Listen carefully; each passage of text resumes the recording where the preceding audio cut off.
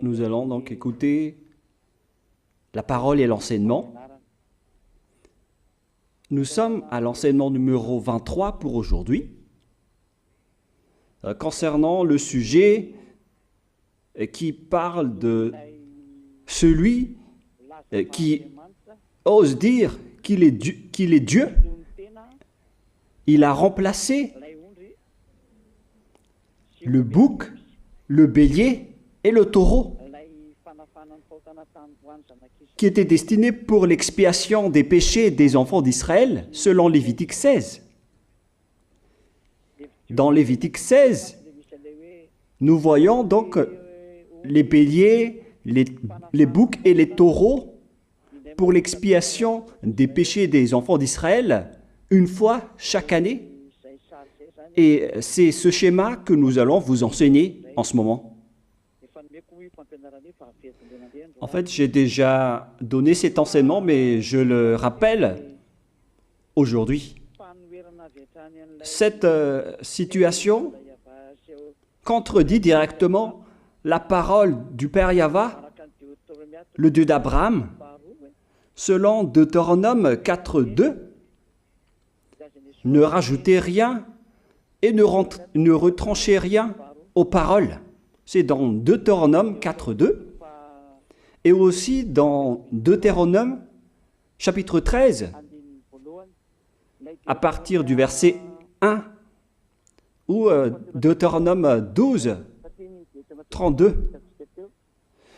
Nous allons donc lire maintenant Deutéronome 12, 32, car nous avons déjà vu autrefois le Deutéronome 4.2. Donc dans Deutéronome 12, 32, vous observerez et vous mettrez en pratique toutes les choses que je vous ordonne. Vous n'y ajouterez rien et vous n'en retrancherez rien. Voilà donc dans le Deutéronome 12, 32. Et dans Deutéronome 4.2, je vais répéter, Deutéronome 4.2, vous n'ajouterez rien à ce que je vous prescris et vous n'en retrancherez rien, mais vous observerez les commandements de Yahva, votre Dieu, tels que je vous les prescris. Cette parole précise bien alors que il ne faut pas rajouter ni retrancher les paroles que je vous ai données. De quelles paroles parle-t-on? Nous allons lire Lévitique chapitre 16 pour voir quelles sont les lois d'expiation des péchés pour les enfants d'Israël. Les voilà. C'est dans Lévitique chapitre 16, verset 3 d'abord, pour commencer. Voilà donc ce qu'on ne doit pas changer, alors que nous avons tous su, nous avons tous vu qu'ils les ont remplacés par Jésus ou Jesus. Ce n'est pas une diffamation, nous le voyons tous. Alors que chacun réfléchisse. Lévitique chapitre 16, verset 3. Voici de quelle manière Aaron entrera dans le sanctuaire. Il prendra un jeune taureau pour le sacrifice d'expiation et un bélier pour l'holocauste. Voilà, nous le voyons tous clairement, cette parole. Il existe donc le fait d'apporter un jeune taureau pour le sacrifice d'expiation, ainsi qu'un bélier pour l'holocauste. Verset 5. Il recevra de l'assemblée des enfants d'Israël 2 boucs pour le sacrifice d'expiation et un bélier pour l'holocauste. C'est-à-dire, en même temps, il y a un sacrifice de taureau, de bélier et de bouc. Lévitique chapitre 16, toujours, mais dans le verset 34. Ce sera pour vous une loi perpétuelle. Voilà. Il se fera une fois chaque année l'expiation pour les enfants d'Israël à cause de leurs péchés. Nous sommes déjà au verset 34 pour information. Verset 34. Voilà. Ce sera pour vous une loi perpétuelle. Quelle est cette loi perpétuelle? C'est le fait de sacrifier les béliers, les boucs et les taureaux qui vont être tués pour sacrifice, pour l'expiation des péchés des enfants d'Israël. Selon le verset 34, ce sera pour vous une loi perpétuelle. Il se fera une fois chaque année l'expiation pour les enfants d'Israël à cause de leurs péchés. Il y a une partie de votre texte qui est cachée en bas. À cause de leurs péchés. Voilà. Ici, donc, c'est bien clair que l'expiation du péché qui se fait une fois chaque année pour les enfants d'Israël, qu'on ne peut ni ajouter ni retrancher, ce sont les sacrifices des béliers, de taureaux et de boucs. On ne peut pas changer cela. On ne peut pas les remplacer en Jésus ou en Jesus. C'est une loi perpétuelle. Donc, si vous observez les 10 commandements, vous devez apporter des sacrifices de taureaux, de béliers et de boucs si vous voulez être expié de vos péchés. Voilà le schéma. Alors que, en réalité, la situation pour les religieux étranges, on ne voit pas ce qu'il veut en venir, mais ils ont osé intégrer Jésus ou Jesus pour remplacer le bélier, le taureau ou le bouc. Et ce sont eux-mêmes qui le confirment jusqu'à aujourd'hui. Nous voyons tous donc ici que Jésus ou Jesus n'est qu'un imposteur, un hors-la-loi. Et les hors-la-loi sont des envoyés du diable. Le diable, il a commis le péché depuis le commencement. Ce sont des transgresseurs de la loi. Donc c'est prouvé ici que Jésus est un hors-la-loi. Nous allons lire la parole, poursuivre, dans 1 Jean, chapitre 3. 1 Jean, chapitre 3, à partir du verset 4. Quiconque pêche transgresse la loi, et le péché est la transgression de la loi. Voilà, c'est bien clair que c'est le péché qui est la transgression de la loi. Un pécheur, donc, c'est un transgresseur de la loi. Et un hors-la-loi, c'est un pécheur. C'est clair alors que Jésus ou Jesus, c'est un hors-la-loi, c'est un transgresseur de la loi. Nous avons tous vu ensemble qu'il a pris la place du bélier et il a siégé, il s'est installé dans ce système. C'est pourquoi toutes les églises observent les 10 commandements et ils servent Jésus ou Jesus. Voici l'enseignement. Alors, regardez bien à travers ce texte et cette écriture que je vous donne en ce moment. Et soyez conscients, ça suffit maintenant d'écouter ces faux dieux, c'est déjà trop. Tant pis pour vous si vous allez encore les écouter. Soyez conscients que ce schéma n'est plus correct. Beaucoup de gens me diffament à cause de ce que je fais en ce moment. Ils ne supportent pas la vérité. Mais ça dépend de chacun de vous. Et moi, je vous avertis, pour vous qui vont être baptisés et qui veulent être baptisés, mais qui entendent les diffamations et les critiques des autres, ne croyez pas en cela. Ce ne sont pas du tout vrai. La parole de Élia est directe. Ce ne sont que des mensonges. L'ôtement du péché, ce sont des personnes qui sont non-pécheurs qui peuvent le faire. Ce n'est pas logique de dire que les fidèles sont ôtés des péchés et le leader est un pécheur.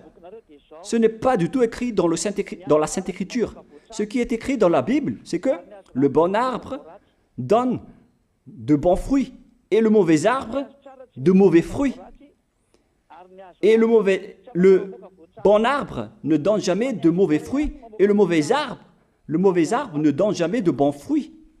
Ce sont les bons arbres qui donnent des bons fruits et les mauvais arbres qui donnent des mauvais fruits. Et donc, si l'ambassadeur de Yahushua, Zedia Elia, a produit des personnes qui ne pêchent plus, alors il est bon, il est une bonne personne. Il n'a jamais fait aucun mal, même pas le moindre mal. Voilà donc la leçon pour vous, car dans le cadre de ce baptême qui va arriver, il y a beaucoup de diffamation et de critiques. Donc je vous conseille de ne pas écouter cela, car ce n'est pas du tout la vérité. Ils font ça juste pour diffamer et blâmer la bonté de Yahushua, alors ne les suivez pas. Donc là, on voit bien que ce n'est pas de la diffamation. Nous avons tous vu ensemble. Je vous ai donné la parole. On a tous écouté et vu ensemble. On a jugé ensemble. Est-ce que ce Jésus ou Jésus a fait la vérité? Est-ce qu'il a dit la vérité ou pas? Si nous avons vu le livre de Moshe, venant du Dieu d'Abraham, qui a dit « Ne rajoutez pas et ne retranchez pas à ma parole ». Nous avons vu alors que ils ont remplacé par ce Jésus ou Jésus les sacrifices d'expiation du péché, en disant après que c'est ce dernier qui ôte les péchés. Ce n'est pas du tout vrai. Celui qui peut ôter les péchés selon les 10 commandements, c'est le bélier, ou bien le taureau, ainsi que le bouc. Ce sont ces bêtes qui peuvent ôter les péchés. Quelle est alors la raison pour laquelle les religieux sont entrés dans ce mauvais schéma? Car c'est vraiment un schéma qui transgresse la loi. Car ils ont contré bêtement le livre du Lévitique chapitre 16. Ils l'ont contré bêtement, directement. Et après, ils ont remplacé par leur faux Dieu. Un faux Dieu car c'est directement un hors-la-loi. Il a contredit le Dieu d'Abraham. Nous voyons la preuve ici qu'il a contredit vraiment le Dieu d'Abraham, qu'on appelle par le nom de Yahva et Yahushua son fils. Car ce Dieu d'Abraham, il a bien dit qu'il ne faut ni ajouter ni retrancher à ses paroles. Il faut les observer car ce sont les commandements de Yahva, ton Dieu. Et ces lois qu'on ne doit pas rajouter ni retrancher veut dire qu'il ne faut pas toucher au Lévitique chapitre 16, car c'est ce livre qui ôte les péchés. Alors que nous voyons tous que personne ne le pratique plus. Si les 10 commandements, si les prêtres et les pasteurs pratiquent bien les 10 commandements, alors ils doivent faire le sacrifice de bélier et de taureau et de bouc pour l'expiation de leurs péchés. Alors que nous voyons tous que personne ne le fait plus. Alors qu'en même temps, ils observent les 10 commandements. C'est donc de la transgression de la loi. Et en plus, ils ont enlevé le Lévitique 16 en le remplaçant par Jésus ou Jésus. C'est-à-dire qu'ils ont contredit la parole du vrai Dieu, le Dieu d'Abraham. Et est-ce que vous allez encore oser contredire cette vérité? Est-ce que vous allez encore dire que vous êtes dans la vérité, que vous êtes dans la justice? Mais qu'est-ce que vous cherchez? Vous cherchez à prier et à servir le Dieu d'Abraham. Si vous voulez servir le Dieu d'Abraham, vous n'allez pas enlever le Lévitique 16, vous allez restaurer le Lévitique 16. Mais est-ce que vous allez encore oser le faire? Est-ce que vous pouvez encore le faire? La réponse, non. Vous ne pouvez plus le faire. Alors que il s'agit de l'expiation de vos péchés. Et dans ce cas-là, c'est obligatoire de le faire. J'ai expliqué l'essentiel jusque-là et après je vais vous donner la raison pour laquelle ils ont fait cette grande folie en intégrant dans le Lévitique 16, à la place du Lévitique 16, leur faux Dieu. C'est vraiment de la transgression de la loi. Vous n'avez pas servi le Dieu d'Abraham. Il n'aurait pas dû faire ça jusqu'à la fin, car il a dit qu'il ne faut pas ajouter ni retrancher à ses paroles, alors que vous avez osé le contredire et les changer. Nous allons donc voir maintenant dans Psaume chapitre 40, quelle est la raison pour laquelle les prêtres et les religieux ont arrêté le Lévitique 16 en le remplaçant par Jésus ou Jesus pour remplacer les boucs, le bélier et les taureaux. Et je vais vous expliquer la raison. Et eux, ils ne peuvent pas le nier car ils l'ont fait. Et si, par exemple, ils ne connaissent pas, alors il ne faut plus faire du n'importe quoi. Il faut que vous soyez enseigné par Élia, si vous voulez encore sauver votre esprit. Mais si vous ne voulez pas, alors tant pis pour vous et assumez les conséquences. Psaume chapitre 40, versets 6 à 8. Psaume 40, versets 6 à 8. Voilà donc le dégât qu'ils ont subi. Tu ne désires ni sacrifice ni offrande. Tu m'as ouvert les oreilles. Là, ils ont bien entendu et écouté que Dieu ne désire plus leur sacrifice et tout ce qui concerne ce sujet. Tu ne demandes ni holocauste, ni victime expiatoire. Ici donc, on est arrivé au stade où on n'a plus besoin des sacrifices. D'après ce schéma, alors, le Lévitique 16 a été supprimé. Et logiquement, puisque c'est une alliance qui a été détruite, alors on ne peut plus y entrer, car on ne peut pas ajouter ni retrancher aux paroles. Et donc, si on ne peut pas y entrer d'après la parole qui dit qu'on ne peut pas rajouter ni retrancher, si le Dieu d'Abraham a interdit le sacerdoce, alors logiquement, vous ne devez plus y entrer. Sinon, vous allez vous autoproclamer en tant que pécheur à jamais, alors que les pécheurs et les malfaiteurs n'iront jamais au ciel des cieux. C'est clair alors que c'est devenu un sens interdit, les 10 commandements et les lois de Moïse d'après ce schéma, car c'est la relation avec le Père Yahva qui a été détruite, qui a été supprimée, car il n'y a plus d'expiation de péché pour vous. Alors vous êtes fous si vous allez encore entrer dans ce schéma. C'est pourquoi on a besoin d'une nouvelle alliance, car l'alliance des 10 commandements et les lois de Moïse ne sont plus correctes. C'est devenu supprimé, car on ne peut plus faire le sacerdoce, mais les religieux ainsi que les faux dieux, ils ne se sont pas... ils ont facilité les choses en intégrant leur faux dieu à la place du bélier, du bouc et du taureau. Et voilà, c'est bien clair. Et d'après eux-mêmes, ils ont dit que l'intégration de Jésus ou de Jesus, c'est d'après ce livre des psaumes. Vous voyez que ici, je n'ai pas dit du n'importe quoi, c'est la vérité que j'ai dit.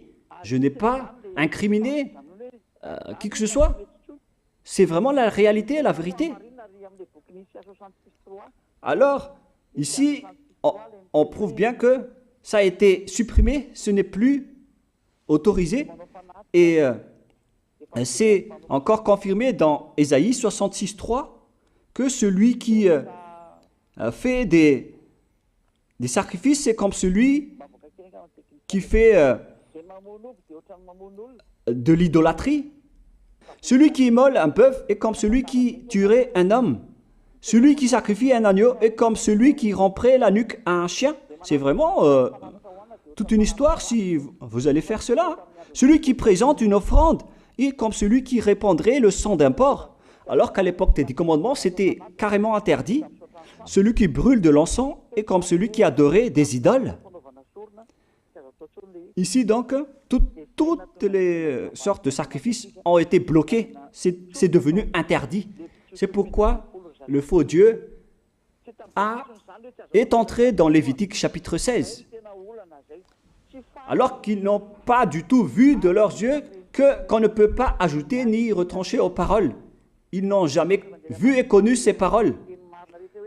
Il a fallu attendre l'arrivée de Élia pour vous montrer toute la vérité, pour vous montrer toutes les vraies paroles.